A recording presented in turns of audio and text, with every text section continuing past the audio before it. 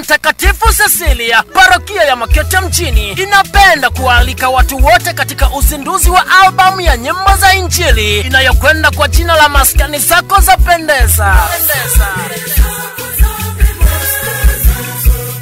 Uzinduzi huu utafanyika siku ya Jumapili ya tarehe 6 ya mwezi wa 7 ya mwaka 2025 katika viwanja vya Kanisa Katoliki parokia ya Makete mjini. Uzinduzi huu utaanza na ibada ya misa takatifu, na baada ya misa takatifu kuisha saa 5 kamili asubuhi uzinduzi utaanza katika viwanja vya Kanisa Katoliki parokia ya Makete mjini. Albamu hii ya nyimbo za Injili ya Maskani Zako Zapendeza ya Kwaya Mtakatifu Cecilia parokia ya Makete mjini ina nyimbo 7. Nyimbo hizo ni kama ifuatavyo: Neema za Mungu, Kila Jambo na Wakati Wake, Pendaneni, Maskani Zako Zapendeza, Nipe Nafasi, Tazameni Huyu na Tazameni Pendo. Mgeni rasmi katika uzinduzi huu wa albamu ya nyimbo za Injili ni Awadi Mpandila, na wageni wengine maalum kutoka ndani na nje ya wilaya ya Makete na mkoa wa Njombe watakuwepo. Kwaya na waimbaji binafsi watakuwepo katika uzinduzi huu wa